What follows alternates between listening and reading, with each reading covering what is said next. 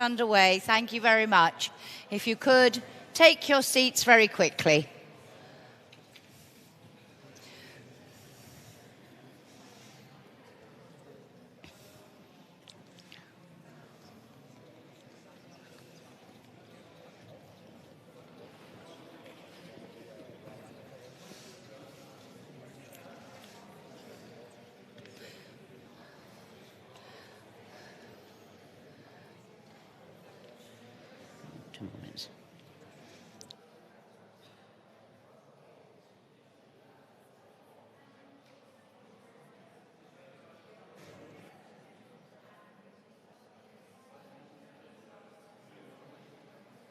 One more minute.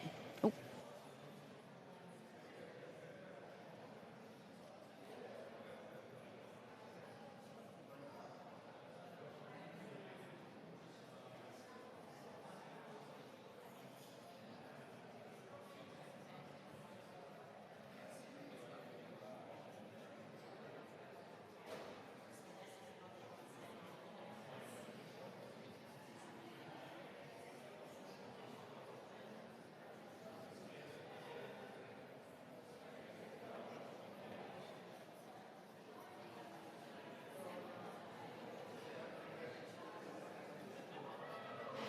If I could ask you to take your seats now, we are about to start. Thank you very much.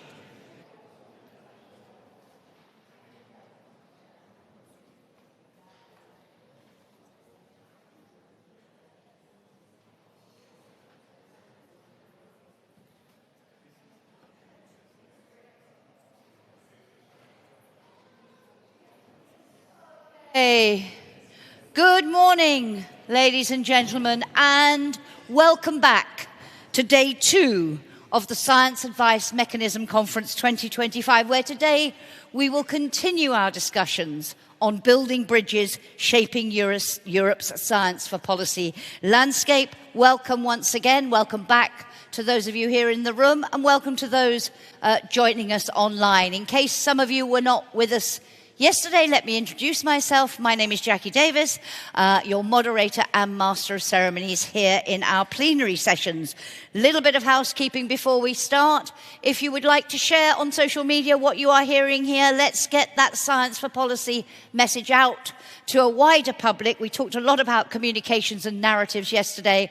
Please use the hashtag Science Advice or EU Science Advice. If you want to ask questions in our interactive sessions, you can do so via Slido or via raised hands in the room. And later on, in our fishbowl session, when I want to reflect with all of you on what you take away from the discussions here and how you see the way forward, I really would love it if I'm going to come amongst you with the microphone. I'd love to hear from as many of you as possible. It will be possible to write comments on Slido, but really it would be much better if we actually talk to each other as human beings. So I will really encourage you to get involved in that conversation. Before I introduce our opening speaker today, just one little announcement. You went away from here yesterday with your little post-it notes, and thank you. Many of you voted, and I can announce our winners. I'm not going to bring them up on stage in the interest of time, but let us celebrate and applaud them. The most effective idea, so the person who got the most yellow stickers, skills for EOSC, open science training for science for policy actors, and the most innovative idea, the pink stickers, went to the Finnish Academy of Science and Letters, Science Sparring. Round of applause for our winners. And thank you again to them for taking part in that fun pitch session at the end of yesterday. And if you haven't seen their ideas yet, please do visit the posters during the coffee break. So yesterday in plenary, we focused on science advice interacting with politics and with society. And we considered some of the challenges that need to be addressed, both to ensure that science and ethics advisors can provide effective input into policy making, but also to ensure that policymakers understand the role of science advice and take full advantage of it to improve policy design and ensure greater coherence. We also began to discuss as well what is needed to move to that stronger science for policy ecosystem. We're going to build on all of that in our discussions today. After this opening session, there'll be a number of breakouts, tell you about those a little bit later, and then our fishbowl station. But to inspire our conversations today, I am delighted to welcome our opening speaker. We've called this a storytelling talk. And the reason is somebody sharing their personal, extensive experience of working in global science for policy. So I am delighted to welcome Juan Restrepo, Director General of the Alliance of Bioversity International and the International Centre for Tropical Agriculture, CIAT, CGIAR. Juan Lucas, thank you so much for being with us. Over to you.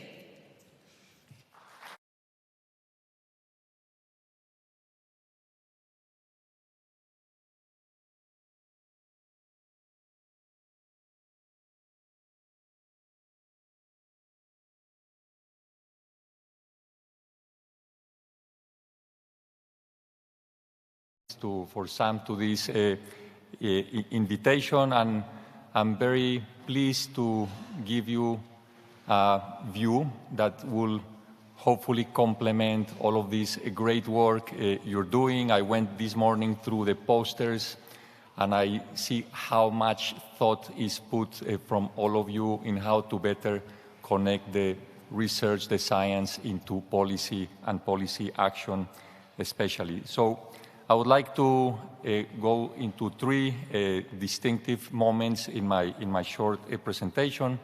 First, use a personal, quick trajectory, connecting some milestones, some key moments of my professional work to science and to policy making. Then a short reflection of what works, a few things work, and the many challenges we also got, and then some ideas and ways forward. So I am, as most humans at the moment, an urbanite, born and raised in a city, but I was absolutely lucky to come from a family that was that used farming as a way of progressing, moving forward.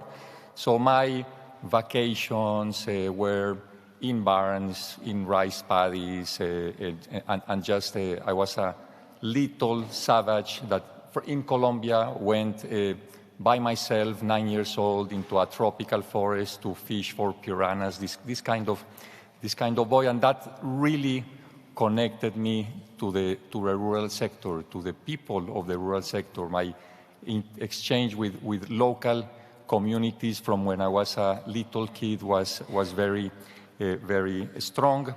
And I remember, for example, the best times with my father when I was a kid was when he said, well, I'm investing my savings in this rice field, so we need to go, help me, son, to go find piricularia. And piricularia is this fungal disease, it's known as rice blast, that once it infects the rice field, and if you don't apply all sorts of things, it just kills the profit. So we were for hours walking. I had never seen a piricularia, but I had to find it with my father, and that really kind of hardwired and connected me to the rural sector. Through my university, I started to support a course in the university that looked at the whole value chain in terms of agriculture. And then in my first job had to do with food marketing. And food marketing where I had to go into small towns and understand if there was a possibility for a rice mill to differentiate in the eyes of the consumers and the heads of households, or if the customers were ready because the packaging of potato chips, and we're talking long time ago, there was a theory that people needed to see through the bag. The bag needed to be translucent, so you would see the chip, you needed to see the oil and the salt, etc., all of this messiness inside the bag as a decision point for buying. And we went with a bag that just hid the product and also conserved it better, and that was a big game changer at that time. So from production to marketing, and that led me to say that I want to devote my work in rural development, in agriculture and policy making, and that's why I went to do a master's at Cornell University and majoring in agricultural policy.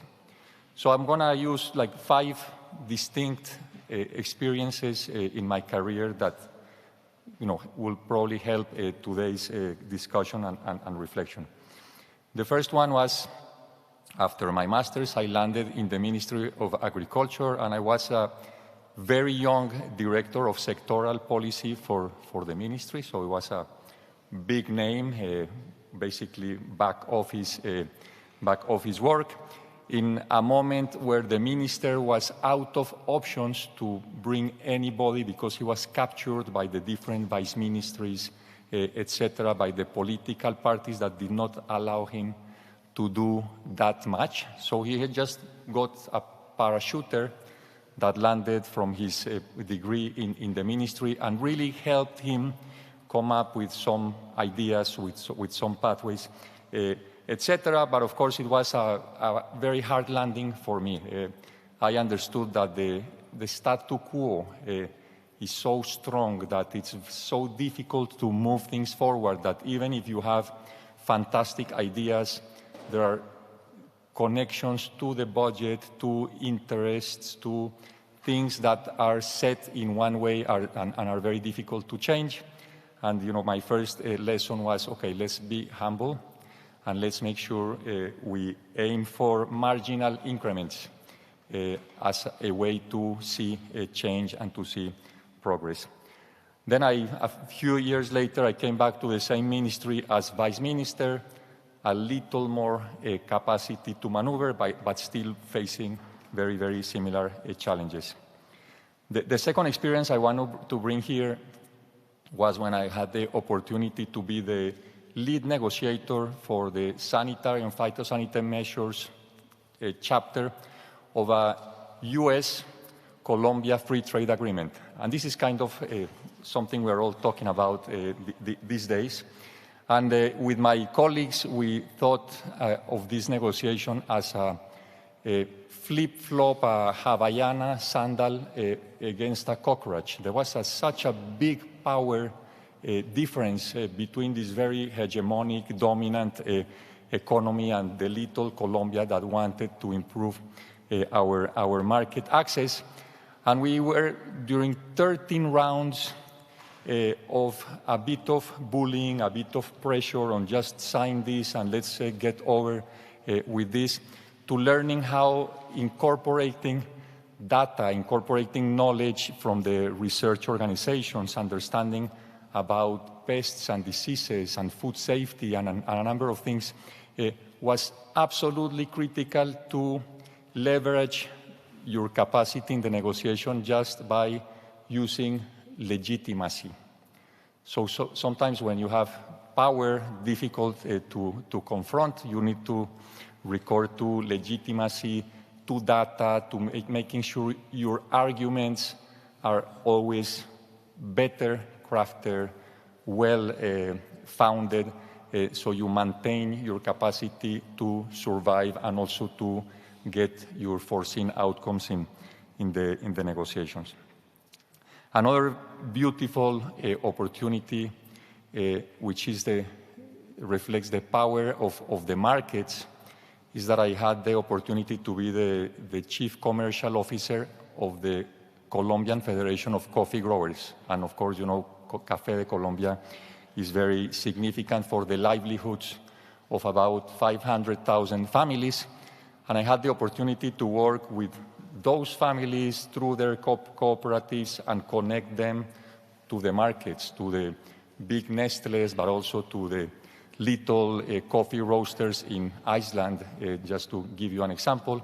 and how understanding that through positioning yourself in a value chain, and we managed to purchase and sell about 1/5 of the Colombian crop, through the way we did business that was for the farmers to work, and our focus was not our profit as a trader, but the profit of farmers, we managed to, I managed to oversee a system that if you compare what a Colombian coffee producer gets on coffee that's very similar quality often to Guatemalan coffee, the difference in the price the farmers got in Colombia tends to be from 6 to 9% higher in terms of revenue. And that's huge, and that only happens because there is a market actor that is precisely working for that to happen, to make sure differentiation is there, and to be very transparent in how price transmission happens. Of course, happy farmers, not so happy traders and other actors in the value chain. So there is always these trade-offs and these challenges. There is nothing as easy or as simple as managing this. The fourth example was when I entered into managing research. And I was, for a number of years, the director of the Colombian National Agricultural Research Institute. It's called AgroSavia, in a very important and beautiful journey of transformation. And there, the learning was how difficult, because before I sat in the ministry and I kind of criticized this research organization. We're putting a lot of money there for your research. Where is the results? Where are the outcomes? How are you benefiting the farmer, etc. And then I was on the seat of the manager trying to convey to the ministry that the return on investment on research is much higher than what you see from a lot of direct, not regressive subsidies, etc. And this was kind of appalling in terms of learning, and taught me that it's not only how you manage research, how you make sure that return on investment is there, but also how you convey, you communicate, and you make sure you have the stakeholders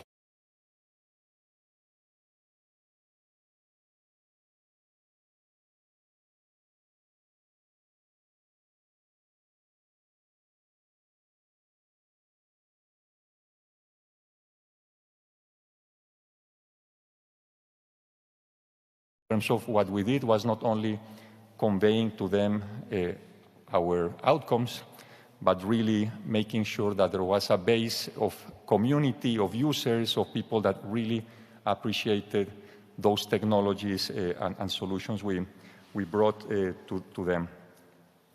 And my current job is a similar but more complex challenge, which is from CGIAR, from the Alliance. And it relates to the huge challenge of working on public goods of research in agriculture, because you don't have a core funding.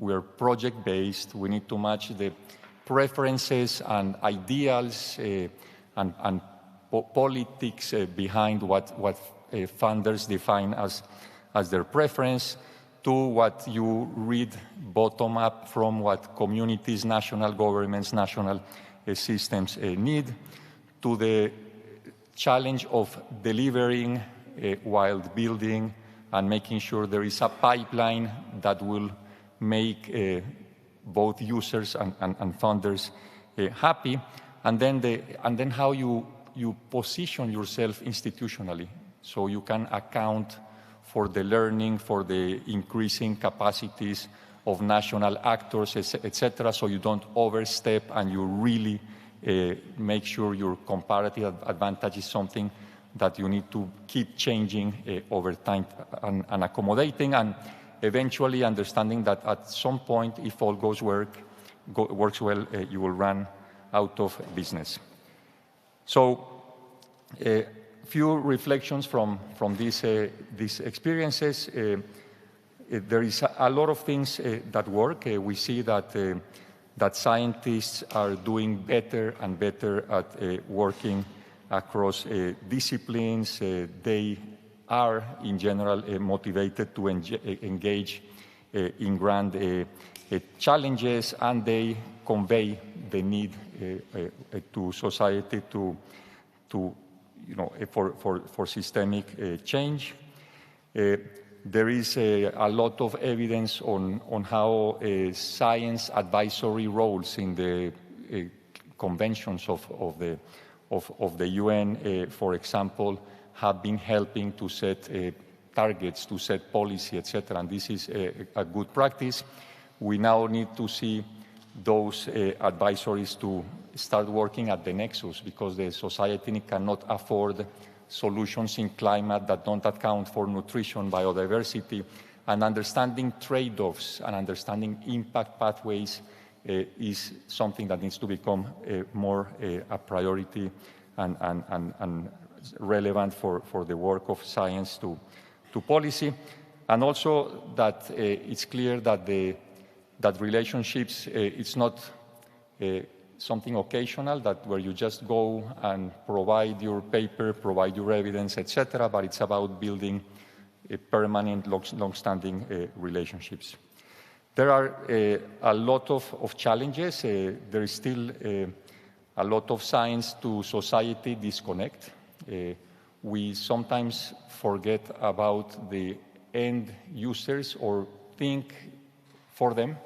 And that's a common mistake. We are still too vertical, too top-down, and not transdisciplinary enough. So I say that we need to make sure, as science, we have the customer of the restaurant in the kitchen.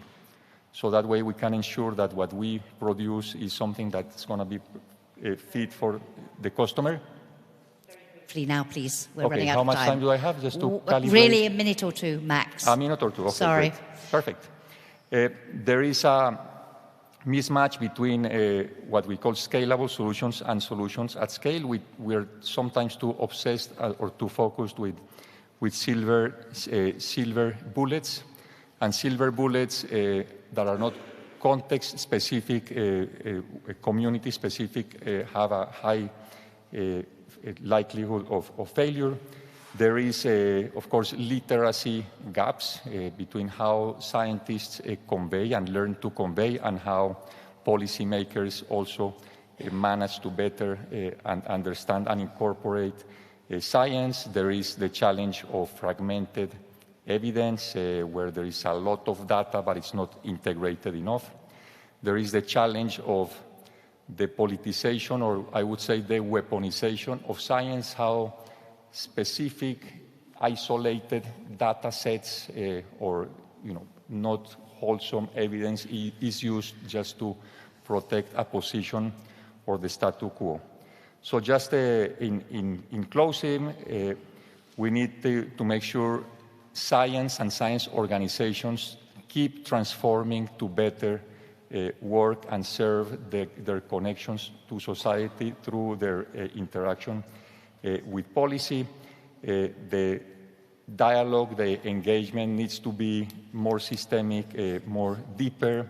The more we co-design with policy at the table, the better the likelihood of success. And finally, the importance of creating safe spaces for dialogue. And by safe spaces, it means let's sit down with rules that allow us to make sure that the dialogue is frank, that we confront disagreements, we convert them into a consensus, and that's what we are seeking with the Montpellier process and other similar initiatives. So this is it for me. Thanks for listening. Thank you so much. Thank you for giving us so much inspiration for our conversation today, sharing those very valuable experiences and what you've drawn from them. You highlighted those challenges, which very much, I think, echo what we talked about yesterday, but bring them very sharply into focus. And we will build on that in our conversations now, in the parallel sessions, and then later in the fishbowl. We're going to move straight to the parallel sessions. No break now, but you get a longer break after the sessions.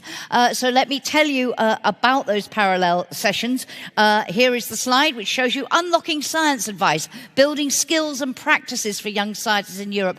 How do we empower them to enhance their policy impact and to engage in science for policy?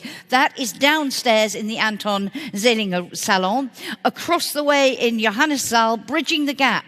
Universities and municipalities co-producing solutions for urban transformation, some innovative approaches you will hear about there. And on the other side, in Sitzungssaal, making the case, forward-looking science policy action interfaces for tackling nexus challenges across scales, sectors and actors. Can you please follow the signs? That was a bit long for signs outside the room. So for that one, please follow the signs for Montpellier process. And then we will take a break, as I say, a 40-minute break, and then we will come back for our fishbowl session and then some short closing reflections before we break for lunch. And I should say, if you are running away from here after we finish to catch a flight or a train, for those who can't stay for lunch, there will be packed lunches available that you can grab and fly. So if you're wondering about your stomach later on, some reassurance there. Enjoy your breaks. Please go straight there so the moderators can get their sessions underway. I'll see you back here at 11:30. Thank you very much.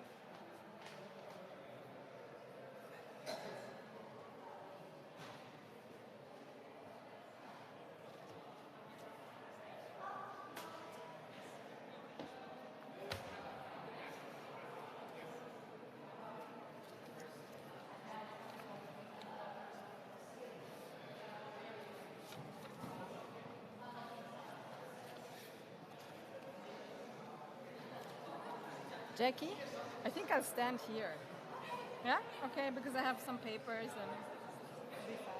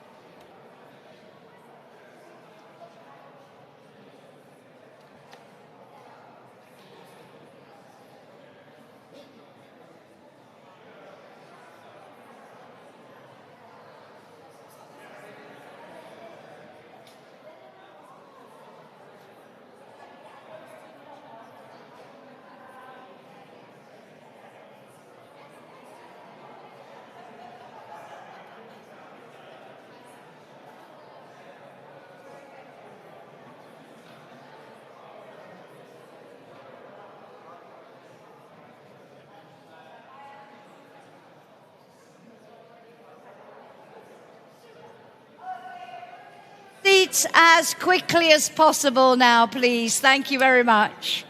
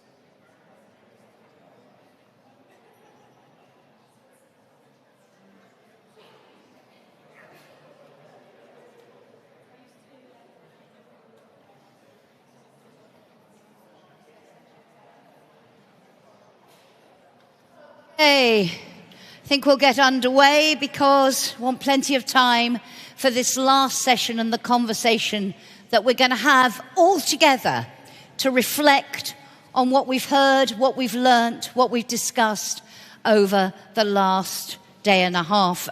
Just to explain, for those who've asked about what a fishbowl is, traditionally with a fishbowl, you're all swimming round. Some of you swim up on stage and then you swim off and somebody else comes. We're not quite going to do it like that. This whole room is my fishbowl.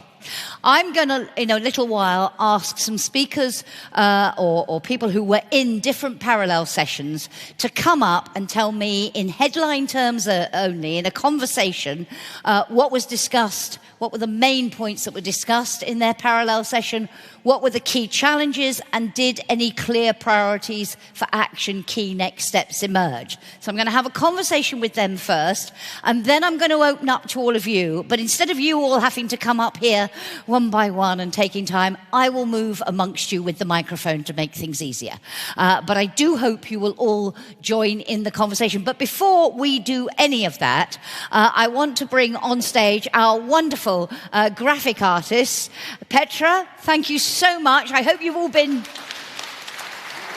I've seen lots of people, Petra, taking photographs of, I should say, all these graphics will appear on the website after the conference, along eventually with a report, an outcome report. But Petra's just going to run us through some of the headlines and why she captured what she did in her images. Over to you, Petra. Thank you, Jackie.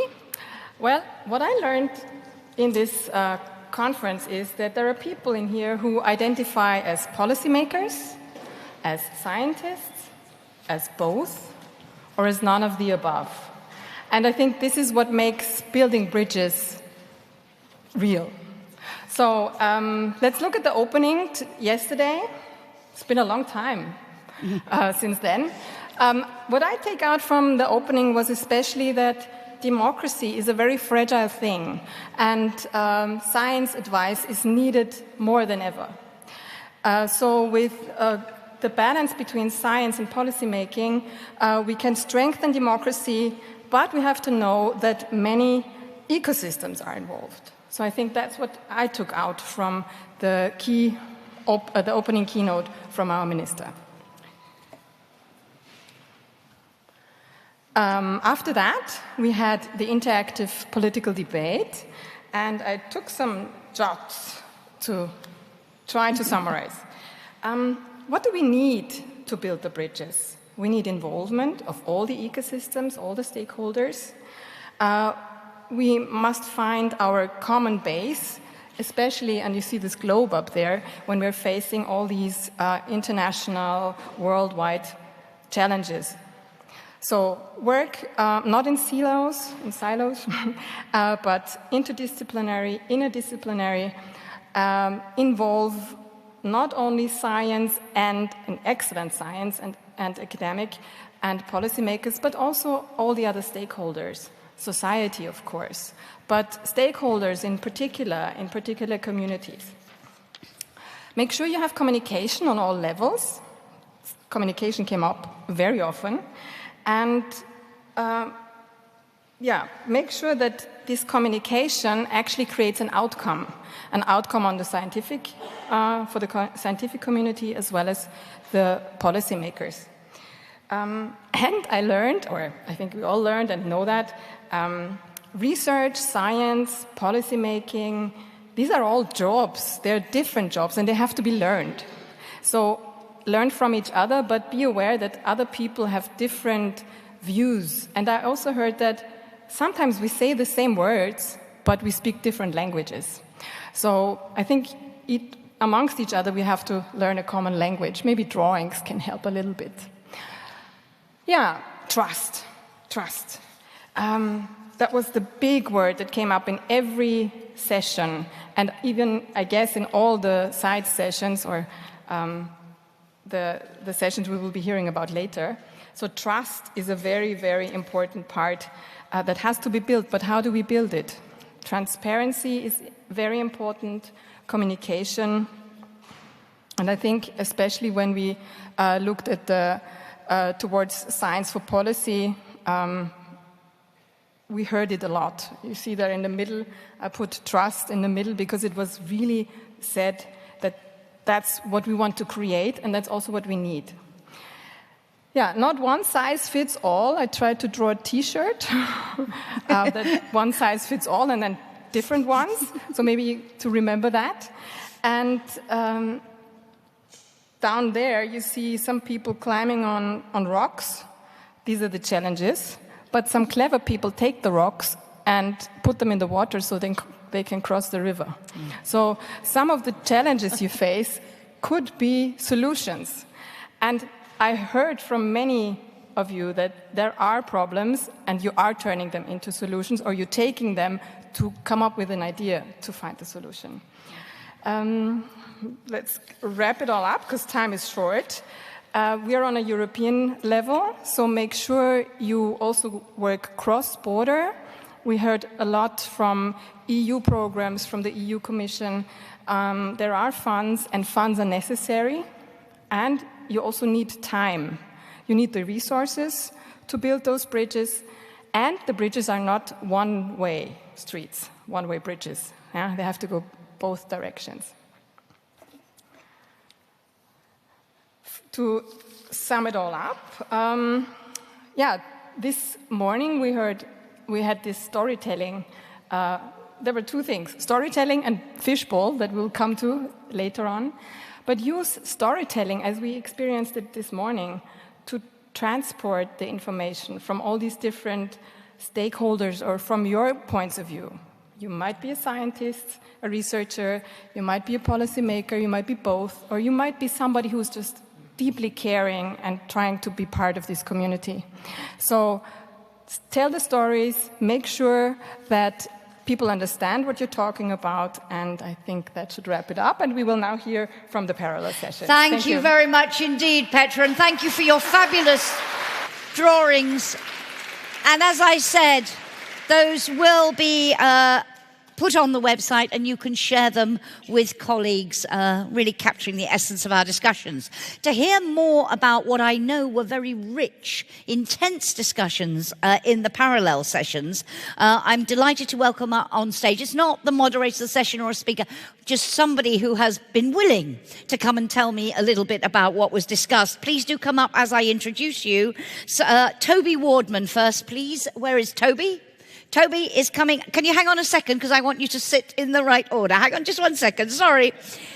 Science advice in a contested world, and Toby is going to tell us about that one. The great policy debate, national interests versus global goals. Lucas Goya, where is Lucas?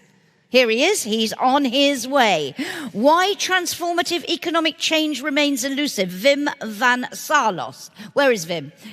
Great to have you. Helena, come and join me. Unlocking science advice, building skills and practices for young scientists in Europe. Helena Inma. And then we have Esteban Romero Frias to talk about bridging the gap, universities and municipalities co-producing solutions for urban transformation. And last but not least, Fabrice de Klerk from the session Making the Case, Forward-Looking Science Policy Action interfaces for tackling nexus challenges across scales, sectors and actors. Oh dear, I do apologise. Should have counted chairs. Yeah, let's, if we can without, yeah, we will have to, we'll have to manage because it's connected, so, okay. Yeah, but we have speeches afterwards, so let's try not to, okay. That'll do fine. Thank you, and apologies, Fabrice. But you see, problem solving. He turned a challenge into a solution immediately by finding a chair. Sorry, Toby, what's the problem? Yeah, it's balancing on its plug. Okay, there we go. There we go. Yeah, we do not want it coming crashing down in the middle of the session. So, as I say, I've asked our speakers here not to give me a detailed report back, but we're just trying to get a snapshot of what was discussed. So I just have a couple of questions for each of you. And Toby, kick us off in terms of, you were in this session on science advice in a contested world, proving, that's on, you don't touch anything. You were really just trying to show how it is possible to deliver coherent advice, I think, in a contested situation like solar radiation. Where did you focus in your discussion, and what did you identify as the key challenges? Yeah, thanks. So, it will come on. Indeed, we were talking about what to do when you're asked to give science advice or ethics advice in an area which is... Is that mic working? Can you grab one of the others, see if we can get that to work? 1, 2, 1, 2. No, they should be on. The third one, can we try the third one? Because that's just been programmed. Yes. Let's use that one for the moment. And can somebody perhaps come and switch one of these, another one on? Hello. Okay. Yeah, okay. Yeah. So we talked about the situation, the challenging situation when science advisors or ethics advisors are asked to give advice to policymakers or politicians on subjects that are not just controversial and contested in society, but maybe also even within the scientific community. So when scientists themselves have deeply divided opinions about what should be done or even what the evidence means. Oop. Thank you. Sorry, Dave. So the key challenges we talked about in that context were what kinds of evidence count as evidence, bearing in mind that there are kind of justice considerations and imbalances in the kinds of evidence that can be considered. Sorry. That's all right. In a situation, in a field like solar radiation modification, which was our case study, it was pointed out that a lot of the research that's being done, so the people who are doing the research are considered the experts, but there is a whole other perspective, which is people who believe that that research should not be done or should be done much less. And so how do you even identify the experts? And then thirdly, we talked about how you find consensus practically if you've got a group of scientists who are tasked jointly to come up with science advice and they have very different opinions from each other. And in this case, about priorities for action as the solutions that were found. What did you draw out of it that others can benefit from in terms of how those challenges were met? Yeah, so we talked about the importance of multidisciplinarity, making sure that many different voices are represented around the table, and not feeling the urge, especially when you're reviewing evidence, to come to an absolute consensus, to a single view. Yeah. It's much more useful for policymakers to understand why there is contention, what the different views are, and where the uncertainties lie, than to just give them a simple, straightforward answer.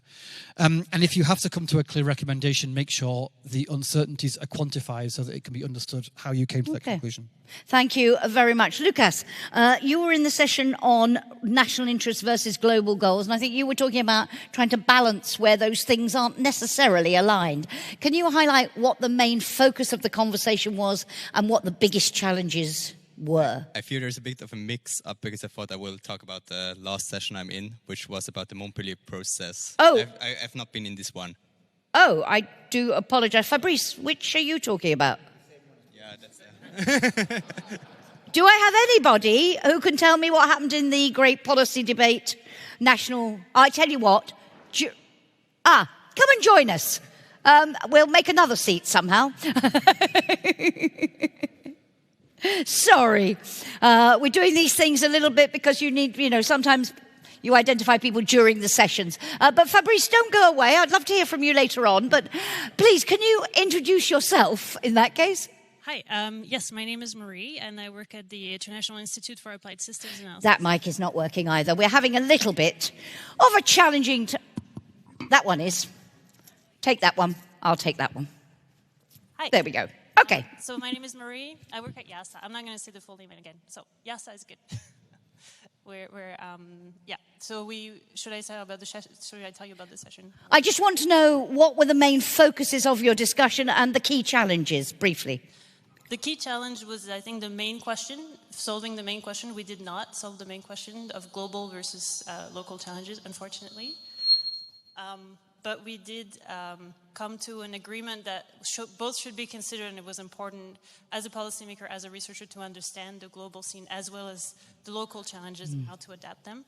And then the discussion moved a little bit further to should science be political? And there people also didn't fully agree.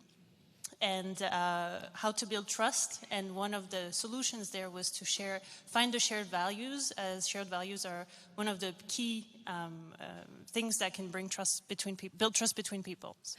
And when you say should science be political, what do you mean? So that was also a big question in the panel, and some of the points brought up was, can science not be political? How can science be detached from society when it's entirely part of the societal and political system? But on the other hand, science should be neutral, science should be, bringing evidence. And so how can scientists place themselves in society today to be trusted in the democracies? Okay. And just finally, did anything emerge for you as a very clear priority for action, a clear recommendation for how to take this forward? I think understanding that the landscapes are changing and being open to this change, and to maybe the openness, right, to have a place in science in society that's probably changing, and how can we adapt? Thank you very much indeed. Let me turn to Wim van Salos. I hope I'm right. You were in the session on why transformative economic change remains elusive. You were talking about obstacles and pathways to overcome them. Can you just highlight where the discussion focused on those challenges? Sure. We had a session which was a little bit different from the others in that we were starting from a report that we released with ESEC on transformative change. The main issue in that report is that actually we did studies twice, that the planet is transgressing many of the planetary boundaries in terms of acidity of the ocean, in terms of biodiversity loss, etc. And so we had two keynote speakers, Louise Fett, who is one of our members and of the panel and is very much involved in biodiversity discussions in the Netherlands. One of her two main points was that we should try to be positive. If you warn about biodiversity loss, then hardly people notice. But if you start talking to farmers and come with initiatives that say, look, I have a way that your income is getting better and we battle diversity loss, then they're hooking on to that. And secondly, then it's a lot easier, or one of the other points she made was that local initiatives help a lot there. Provinces, municipalities, and even farmers. Then the other keynote speaker was Bas Eickhout, from the member of European Parliament. And one of his reflections, which I think is relevant here in this room, is that politicians don't read all these detailed reports of 60 pages. Try to come with simple messages, no big surprise, but try to translate it into actionable or in actions, actionable proposals. So, for instance, and then I'll close, the two suggestions he made is, first of all, try to take advantage of what is happening now. Right now, security is important. And so if you start talking about or advising on, for instance, climate adaptation, you can also increase or take biodiversity into account. Likewise, food security, you can do that too. So those were the two main points there. Thank you. And for you, emerging from all of this, obviously those clear pieces of advice, in terms of any next steps, was there anything really that jumped out at you in terms of taking this forward? Advice for the room, if you like, from the audience as well, not just the two keynote speakers.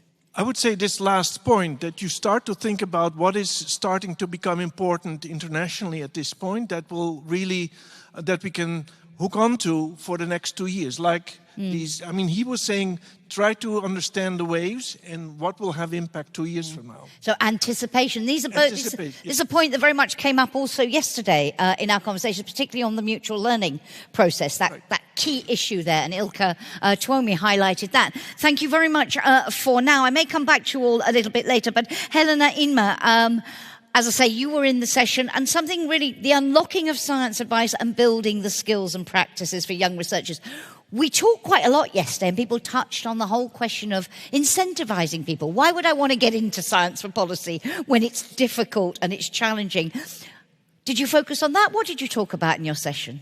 Yes, this was the session that just ended a moment ago, and it was focused on young academies. And of course, we talked about the hurdles that young scholars face, and also the questions that they pose to themselves about why to engage in science advice. What are the motivating factors there? But I would draw attention, I think, to 2 points from the session, just so that we can focus on those two and perhaps discuss them further. And I'll use a small story that I also told in the session, because it helps to highlight the 2 points. And so there was a story that I was just used a couple of weeks ago to introduce me. It was my supervisor who introduced me to the parliament in Estonia. And then I just think that it's a really good story to introduce this panel to you as well. So there's a family of 2 daughters, and their parents were pharmacists.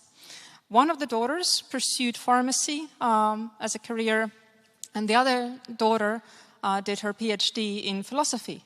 In fact, philosophy of science. And so the parents approached the daughters differently. The daughter who was studying pharmacy received twice as much pocket money as the daughter studying philosophy. And why? Well, the parents thought that the career in pharmacy is much more promising, much more certain. And so, that was it. And one day something happened. The parents met with a professor of philosophy, Professor Mittelstadt. It's a real story. And the professor told them about what philosophy is about, what science is about, what science can do in the society, what's the purpose of studying science and philosophy around it in depth. And then after that, of course, the daughter studying philosophy of science received just as much pocket money as the other daughter. But the point to draw from here, first of all, of course, is that once we understand what science is and what science can do, we're also willing to support it. So understanding is important. The second point, especially in the context of young academies, is that we need mentorship, we need sponsorship from senior scholars, and that's something that can help us pave our own way in science. And I think that's something that has helped many of young scholars in the science policy and scientific advice landscape. I can certainly attest to that from the position of YASAS. So let's keep those 2 points in mind from this discussion. Thank you very much. And as we move forward in this area, for you, through the discussion and through the work that you do on this, key next steps? Was there anything obvious that came out in terms of this is what we must do now in order to make sure that we really are empowering our young researchers? So I can basically reflect on this based on my experience, not the discussion that we had, because I think the discussion brought out maybe a point to focus on here. What are the hurdles that we need to pay attention to with regard to young scholars in order to get them involved? So the story, of course, highlights one way of addressing those hurdles, of thinking about how to support the young scholars to get more involved and how to pave the way for them. Many of the people in the audience do that. Indeed, which links to a conversation we had yesterday and today about understanding needs, understanding expectations. You start from that on both sides, whether it be older researchers, younger researchers, or the policymakers. I think that's been a red thread running through a lot of our discussions. Let us move on. Thank you so much, Helena, to Esteban Romero Frias, who was in the session on Bridging the Gap, Universities and Municipalities Co-Producing Solutions for Urban Transformation. This was a real session about building bridges. Tell me, what did you focus on, and were there very clear challenges that emerged? Yeah, I think for us maybe the most important point is that in the science for policy strategies, we need to become more local, more regional. Sometimes we are building the debate from European or from national levels, but at the end, researchers are located in different places, in different regions, municipalities, and there is a real transformation to do with the municipalities and with the regional governments. So I think we should focus more on that level, because also it's a way to make the system stronger. We are closer to citizens, we are closer to their challenges, we are closer to the different models on citizen science, for example. And also, there is a second idea, that is that going beyond the idea of scientific advice, we should focus on the ecosystem model. I mean, this is about engaging citizens, engaging also companies, public administrations, and then researchers. But not only researchers, we are universities, and probably the main asset we have in our universities is the students. Students are probably the best way to reach society through knowledge and through science to make transformations. So in many of the experiences that we have presented, pilots from 7 different universities, this was on the table. And key next steps? I think that we need to show other universities that we have to make this kind of connections between the academia and the local governments more systematic. Of course, we are collaborating for years, but the real challenge is how to increase this collaboration, how to increase this impact, how to improve communication, that public institutions are collaborating, the academia, but also the local governments, and also we are sure that this is a way to make our democracies stronger. Thank you very much. Fabrice, come up, take my seat. Come and, I'm going to ask both of you if you, come and you may want to add something. I'm not going to kick you, sorry. I want to bring you back. You very gentlemanly gave up your chair. But Lucas, perhaps you could start us off in terms of your session on making the case. And I'm not going to read out the title again, it was quite a long one. Just highlight for us, if you could, what the main focus of the discussion was. So it was a discussion on different science policy interface models on different levels, from what I understood. So there was the Montpellier process, which was presented, which is sort of an interface on interfaces and operates at an international level. And then a soft modeling concrete project was also presented. and BioAgora, which really operates at a high, kind of a higher EU level. And I found it quite interesting because all of these, they were quite different, these different initiatives, but they were all very concrete, and they were all based on a solid theory of change of what they actually want to achieve. Thank you. And Fabrice, in terms of the biggest challenges, was it very clear what they were? I think there were quite a few that came up. I think the scientists were very comfortable calling for transformative change, but we're not very good about reflecting on how we might transform our own processes. There was a big challenge in terms of our disconnect to society. And so I think this was calling into question both our relevance and maybe a reason for the decreased trust in science. So how do we bring society back into science policy, society interfaces? Thank you. And either of you, in terms of solutions to those challenges, key next steps, did anything jump out at you? So actually, Karen closed on something that really struck me, and that's Karen, who's here with the European Commission. I mean, I've been impressed by how IPBES, IPCC, Atlantic Commission, bringing scientists together to work on an assessment is relatively easy. Scientists crave work on that kind of project, and they're always willing to work on that kind of project. And it's one of the means by which you increase communication in European Commission. So, right, so that project is a means of bringing people together. But I'm not convinced we need another assessment. But what we are trying to get countries to work on is pathways. And so I guess my challenge to the group here is, do we need to think about beyond assessments, and is it science, policy, society pathways that we collaborate on?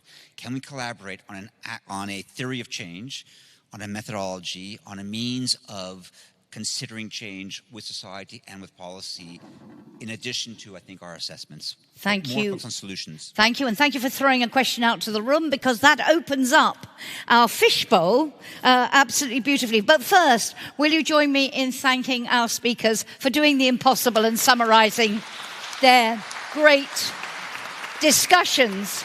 But now it's over to you to do the hard work. And I really wanted to start by asking you, there's a number of questions I wanted to ask you all. And the first of those really is, it would be very helpful to know if anybody can identify something that they've heard in the last 24 hours or so that has really struck them, perhaps even made you think differently about something. And then we can talk about how do you think this might impact on your own work personally, on the work of your organisation? But crucially, and coming back to those challenges that our speakers on the stage identified for them, where do we go from here? Because we heard yesterday from the Commissioner, she said Europe has a unique opportunity to lead in science advice. And Juan Lucas said this morning, we need to make sure that science and science advice keeps transforming in order to better serve society. And building on our conversation in the session on the mutual learning exercise yesterday, and in the conversations you've all been having in parallel sessions, I'd love to know what you think needs to be done in order to ensure that we really can build this stronger science for policy ecosystem that we've been talking about. And finally, if anyone made what they consider to be an absolutely brilliant point in their breakout, and they cannot think why none of these people have mentioned it, feel free to share it with us. I don't want false modesty here. So I'm going to start us off, and please introduce yourself, and please be brief. Rudolf first. Hello, I'm Rudy. I'm the manager of SAPEA. What really strikes me is that somebody again talks at this conference about speaking truth to power. I think this is an ancient concept. So the one is that it is not truth what the scientists say. They are trying to make something like truth, but there are other truths. There's also political truth. We should stop saying that we are the ones who have the truth. This is point one. And the second point, it's also not that the politicians are also those who have power. All those who were at one time in a government, I was there for 5 years, you have power about some things, but not about everything. Sometimes you feel so powerless, so you want to change something, but you cannot change. You have not the capacity, you don't have the power to do it. Whatever in society, you cannot change anyway. So stop, please, telling us about these things. Let's co-create things, and then something good comes out. Thank you very much. Well, I want to also link that to something, I think it was you, Stefan, who said yesterday when you were talking about, yes, there are lots of things where we have to say we don't know or they're contested, but there are other things where they're not contested. And we can't allow the question marks in some areas to put into question the things. It was you who made that point, I think, yesterday. So that interesting dilemma about the contested versus the non-contested. Anybody else particularly struck by anything in our conversation? Thank you very much. Thank you. Hi, everyone. I'm Carrie Wong. I'm an associate professor of psychology, so I'm bringing the psychological perspective into this space. And also, I wanted to highlight I'm an ECR member of the UK Young Academy.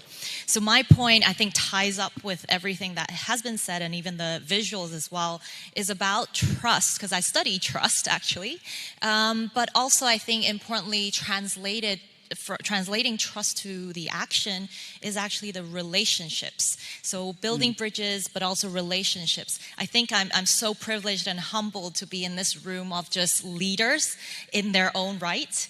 And I hope that through this experience, through our conversations, that we continue to build the relationships that we have in this room and then make that action happen. So thank you for the opportunity, and I hope many of us will start connecting as well via our various networks. Thank you very much. And one question perhaps to throw into the mix here was a question somebody in the audience asked yesterday about why is it so difficult to build those bridges between policymakers and experts? We heard from the stage about some of those challenges, but any thoughts on why you think it is difficult and what you think the solutions are? But please.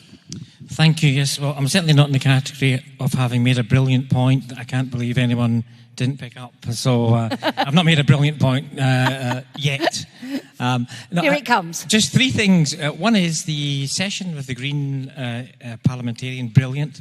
Geoengineering, impact, food security, he identified as really big. So that was very specific asks. Secondly of all, we're privileged in Europe. The connection between science for policy and democracy was emphasised consistently. And I think we are not in the United States. We're not in a post-political culture war zone. There are issues, of course, but we should appreciate what we've got. And the third and final conclusion was, and something you opened with, was what is science? I think this is a key issue. I think we are beginning where we're beginning with universities, with public research systems, with policy communities, but that's not the sites of knowledge production that you would choose if you were starting from scratch to produce the knowledge required for 21st century solutions. So to think hard, not only about what is science, but what is the forms of knowledge that actually can make a difference, and to measure the value of knowledge. Does it work? Does it make a difference? That's the criteria for what's true or not, a more pragmatist kind of approach. So it's that impact that matters most. Please. Hello, my name is Rita Fusneka. I'm 23 years old. And I think we should start making science and policy matters more inclusive. I think it's making science more openly. So I'm a founder, I'm a CEO of 3 NGOs. We are going to Morocco and Turkey at the moment, expanding. I'm leading a reference center for tracheostomy, and well, there are a lot of clinics involved. And I'm also starting to correct a few policy matters in Austria. And I think we are building at the moment a journal. It's an open science journal, so people with real ideas and real science matters can openly publish. And we are working with universities, etc. And I think for myself, I developed a test when I was 17 to test the CO2 receptors in the brain, and I diagnosed myself. And I think now I'm publishing this test also for hospitals so they can test hypoventilation syndromes more efficiently and more faster. And I think it's when we make it more publicly and make it more open for people that are not studied as well, but have ideas and have great, connections as well and publish, have an opportunity to publish, we can make it more open. And Thank you very much. Thank you. And that very much, we talked yesterday about civil society, the role of civil society, the role of citizen participation, and you are a marvelous example of that. And thank you for sharing your story with us and your thoughts. Other thoughts? I'm also thinking we have used the word co-creation a lot over the last 24 hours. What for you are the key ingredients to really make that work? So to have the right people involved in that co-creation and then for it to work effectively, because it's very easy to say we all need to work on this together, we need to co-create. It's not as easy to do. So if there are any thoughts on that, or going back to my original question, anyone else want to share something that has particularly struck you about the conversation in the last 2 days that you might go back to your organisation and think, I think there's something we need to think about here, where we need to change the way we're working in order to strengthen our science for policy ecosystem. Anybody have a thought? Yes, lots of hands going up now. Excellent. Come here, then there, and then to the front. Thank you, sir. Well, it's partly related to co-creation. I'm Patrick, I'm the General Secretary of Eurocase. I was stricken by the lack of a word in the days, industry. I'm from industry, of course. I spent 40 years. Industry needs science because it's the future. It helps the development of new projects. It helps skills to be involved in industry. And it's part of the policy making as well, because we know what is realistic in terms of industrial realization in the future. And I was stricken not to listen too much about the involvement of industry, and I think we have to work on that. I'm with the Academies of Engineering, so very, very close to industry, and ready to work on that. So you are part of that, need to be part of that co-creation program. Who were you pointing at then, if it wasn't you? Was there one here as well? Did I see a hand raised? Yes. Let me come here, and then I'll come over to you. Thank you very much. Hi, my name is Jaap Verhaas. Worked for the European Commission for the Science Advice Mechanism. I want to submit that science to policy, science advice to policy, science for policy is not a science, it's an art. And because it's an art, the deviation and the dynamics in evolving in a community is what counts. And that is where we are struggling with. We try to find intellectual scientific concepts to define that what in fact is an art. And if we can embrace that idea, this vague idea that is not really in the field of the traditional scientists, but more in the field of humanities, I think we can make steps that we cannot make if we try to figure out how you can make it a rational process. Thank you very much. An intriguing thought. Let me come to the front here. I might come back and ask all of you what struck you most and what you're going to take away in a moment, just to warn you. Please. Thank you so much. So I'm coming back to your original question, what I didn't hear in these 2 days. I will go back to one point I made yesterday also. I didn't hear a specific action point on how to collect regular data from citizens or opinion from citizens and then use it in any form. Hopefully that happens. And the second thing which I didn't hear is I heard that policymakers also go into a situation where they feel lost, they feel overwhelmed reading 600 reports in one day and things like that. What I didn't hear is when they feel like that, when they're completely lost, where do they go? And can we go there and say, you know, I'm here to listen to you. It's safe to talk to me. You will not be judged. Nothing will be used against you in any form or way. Talk. So that's it, because Juan Lucas also talked this morning about safe spaces for dialogue. You need to provide that place where they can go. Thank you very much for that. Anybody else want to share a thought or... There we go. Oh. Yeah, thank you. I'm Victoria. I'm studying biotechnology in Vienna. And just about this, like connecting people and also young people, because we had it today. It's important what young people say. When it comes to opportunities, we just often don't know about them. And I think that's something really important to consider, is that many of us would be so motivated to like take part, to take part in programs, do things. We just don't know that they exist. And maybe that's also something I would like to share with all of you. Please don't hesitate like talking to us about them. Don't hesitate to tell us about programs you have that you like, I don't know, host or whatever, because we want to know about them. And it would be really great Can I ask if the words science for policy or science advice have even been mentioned on your course? If I'm honest, the last 2 days taught me more or less what it is. I didn't know it that well before. I have an understanding now. I didn't really have it before, if I'm honest. So question, maybe it's something that need to look at including in the curriculum when people are studying whatever the science, whatever the discipline. Thank you so much, and thank you for standing up and talking. It was wonderful to hear from you. Anybody else, or shall I pick? Here we have one over here. You're saved for the moment. Thank you, sir. Thank you very much. Nils Ferrand from Public Policy Support in INRAE. I would like to praise the value and importance in all our discussion of establishing joint policy labs with living labs. Many of you are aware of the existence and networks of living labs, but the connection of living labs with policy labs is not so obvious, and there are multi-level labs which exist where there is a capacity to build experiments which are transgressive, innovative, and very giving the capacity to do something differently.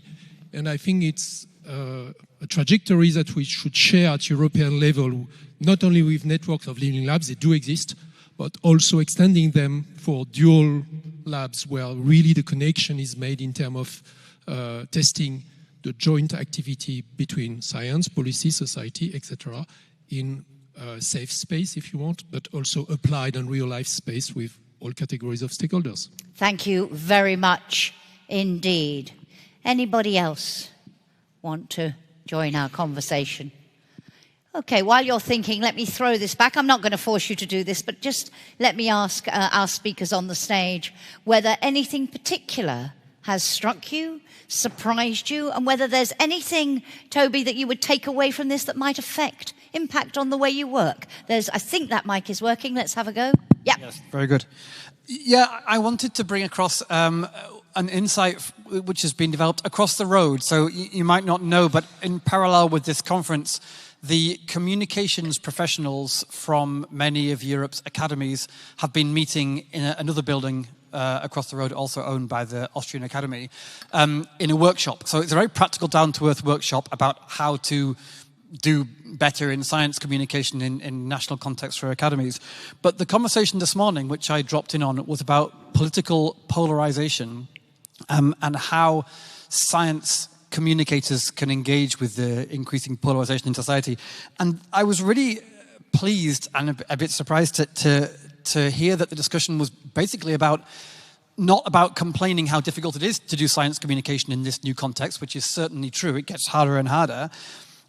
But pointing out that science communicators, which include science advisors and those who work with politicians, are well placed to be able to do something about it. They have this unique position, and even as trust in science fluctuates and so on, science communicators have the skills and sometimes the platform to be able to reach across the divide in a way that others can't and engage with polarized audiences. Okay. And then we talked about practical ways to do that, which I have jotted down, but the overall message was much more positive than I thought it might have been. Thank you very much. Any other? Yes, please. Esteban. Yes. So I wanted to mention two things about the comment of the person from the audience. I think I also had on my notes the idea of living labs, social labs, policy labs. Recently, the European Commission is funding 100 living labs for healthy soils. Probably in other areas they are doing also as well. We have one of those living labs. Basically, as we conceive those spaces, those labs, are places for science for policy. It's an ecosystem of different kind of actors where public administration, local governments, regional governments are there and are let's say, taking notes, and we are influencing their activities. So I think it's important that the European Commission is also helping us to build those ecosystems. And the other thing, very briefly, is that I also agree with something that was said before, that universities, and somehow, let's say, science, but universities should become more political, particularly in the times in which we are, with so many challenges and so many attacks to the universities. And when I say political, it's not to become partisan, is that we are in those discussions, in those debates that are important for society. That's politics. And basically, Science for Policy is about that. Okay, thank you. Being on the Thank you very much. Any others? Wim and then Helena, did you want to come in? Yeah. The word lack of trust in science was mentioned. I'm not so sure about that. In the debate in the Netherlands, people are saying it's not a lack of trust in science, it's a lack of trust in our institutions, like universities. And that ties in maybe with the discussion that has been here about universities getting more involved on a local scale, because I think that is building the ecosystem, but also the trust in science. And I think that's an important point to also take away. Thank you. Helena? Thank you. We have been talking about the challenges of building a good ecosystem for Science for Policy over 2 days. And there was a reference to the idea, perhaps, that even science advice is a kind of art.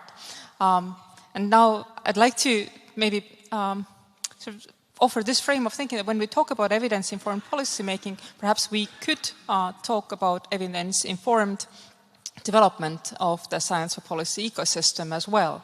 And so anybody from the fields of political science or governance, also psychology, behavioral sciences, knows that there is loads of evidence that can be brought to bear on the question of how to build the institutions that function better in creating that exchange. And I think it's really important to keep that in mind, that actually the development of the Science for Policy ecosystem also has to be evidence-based, not intuitive, and not approached perhaps as a form of art. Thank you very much. It's sort of you're making me think it's a sort of do as I do, not do as I say, as it were. You apply it to yourselves as much to those you are advising. Any other, either from any of you? Fabrice, please. I think one thing that struck us in our conversations was how deeply personal this was for many people. And then we had I think a good example from Naki. He was talking about developing new climate models and the struggle to brings the policy and the important role that narratives were in helping to make that link between science and policy. We started out this morning with storytelling with Juan Lucas. But so I think for us, one of the ahas was the importance of storytelling and developing narratives as a means of bridging the divide between science, policy, and society. Thank you very much. And we have one from the room, please. Thanks. Yeah, I'm Michael, studying here political sciences as well as law and economics.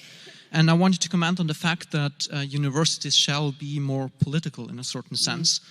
I'm studying at 2 different universities, so I've noticed that it is quite stirring that when you go really to the campus of one university and then to another, you experience 2 different worlds, 2 different ideologies.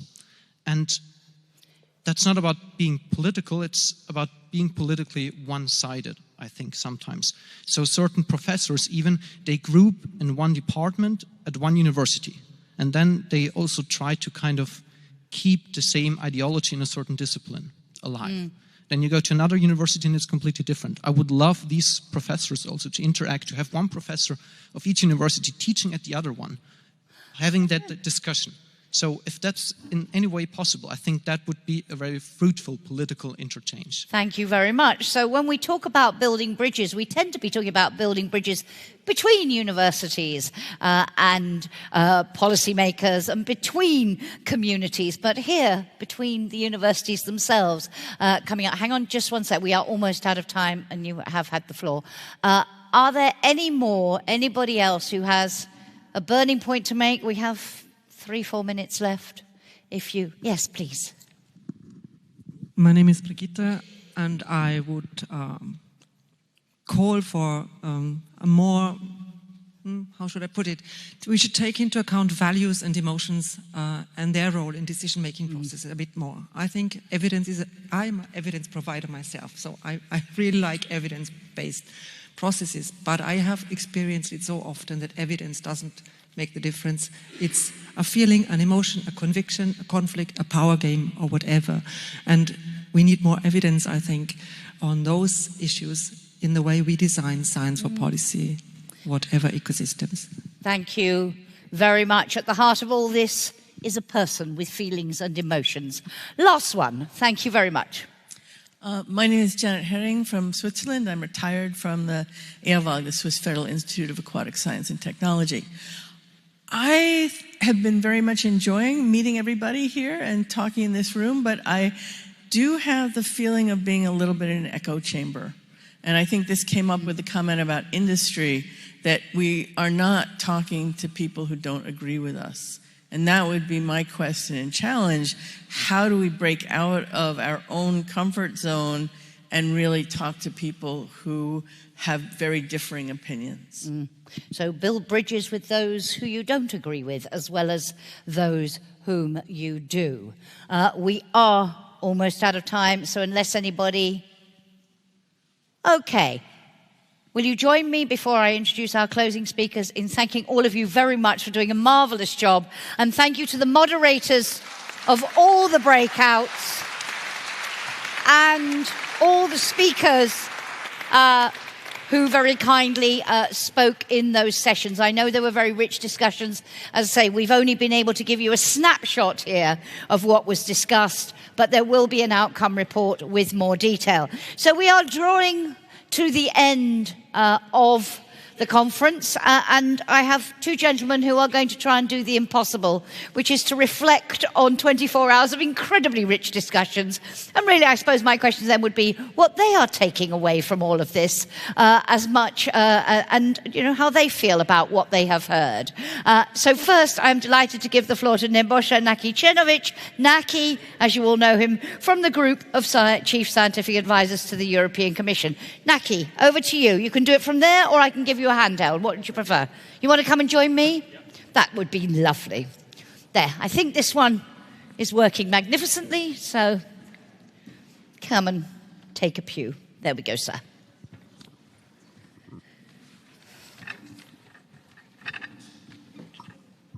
Well, we have spent 2 really intense days. What am I supposed to say at the end?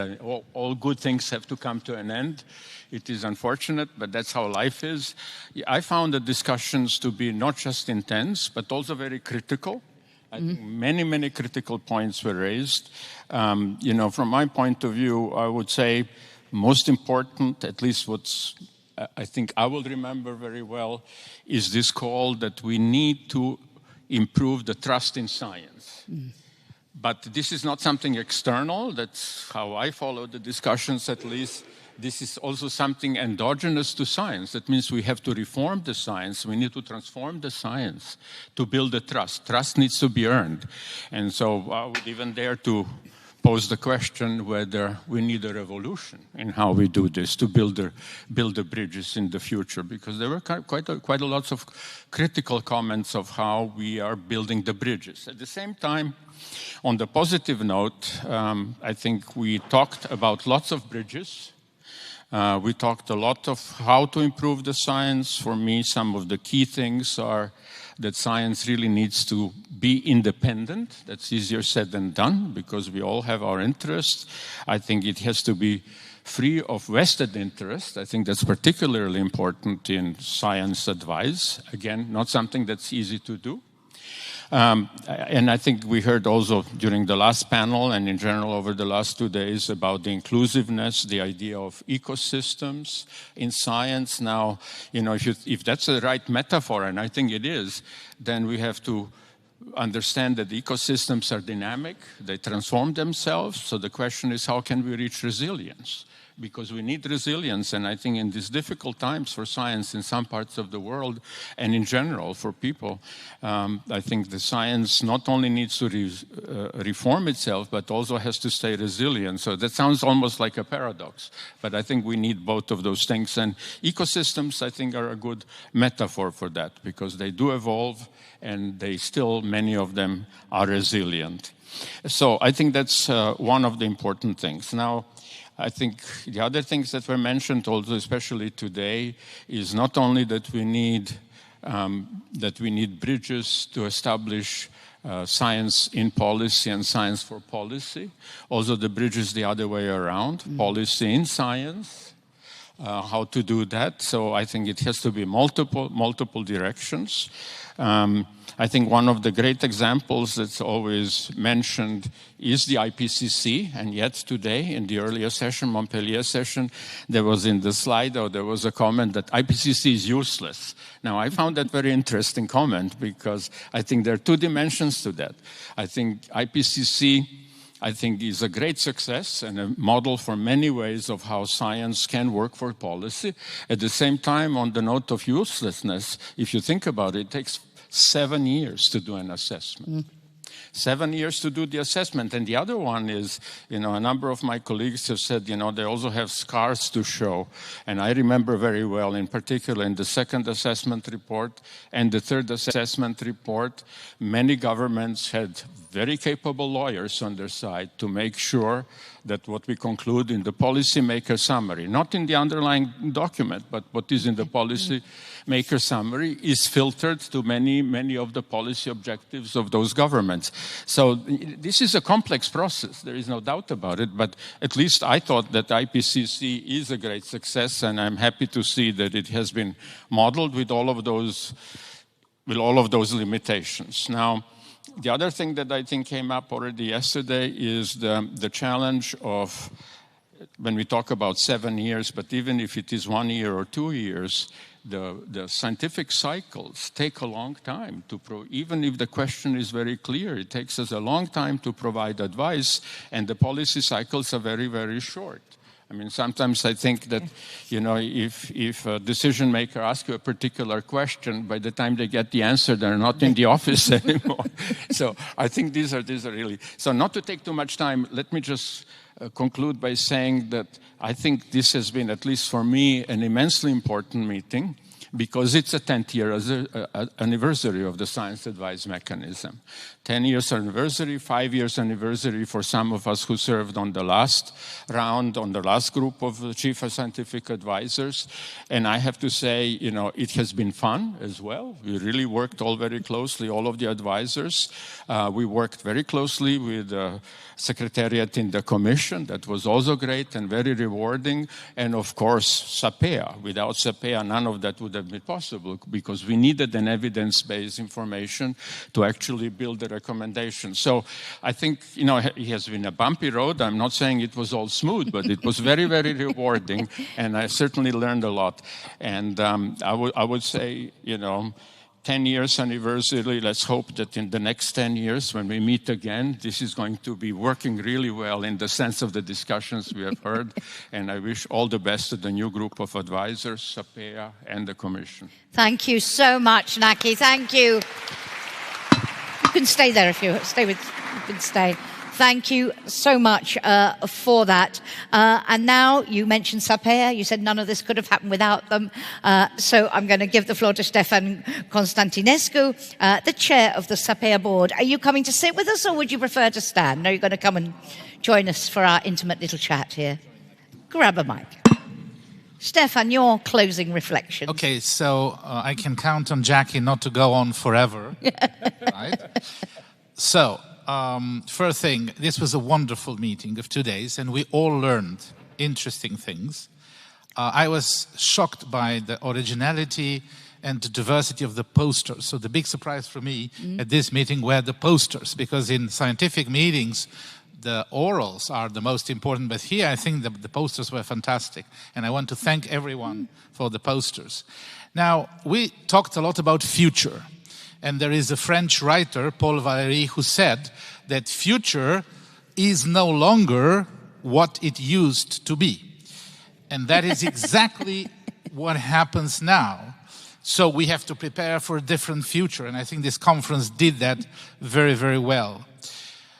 Now, I have two pieces of good news and one maybe less good news. The pieces of good news are that there is a new opportunity for scientists, scientific advice.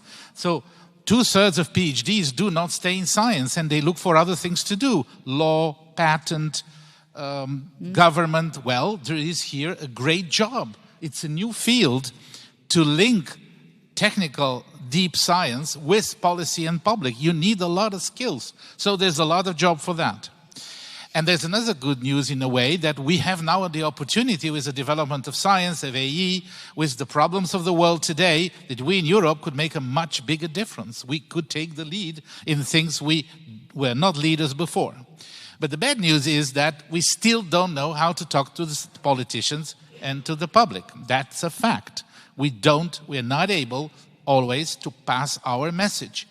And the reason is that in science, we know how to train students, but it's different to talk to a student who has a lot of time and a lot of flexibility than to talk to a politician who needs to be elected and needs to get answers to his or her questions. So this needs to be worked out a lot in the future.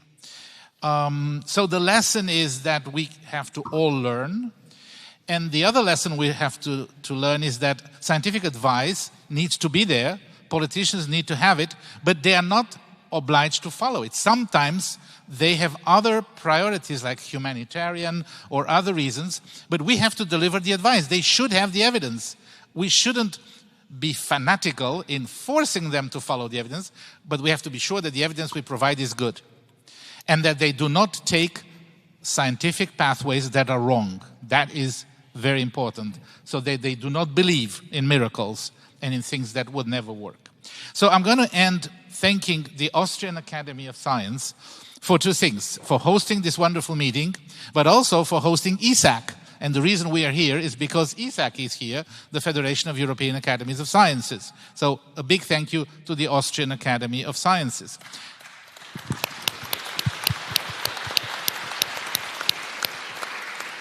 I would like to thank, of course, the organizers. I would like to thank the group of chief scientific advisors and the three that are here today. Nagi, with me here, but also Naomi Elmers, and then also Martin Kahanek, who is a member of the new group.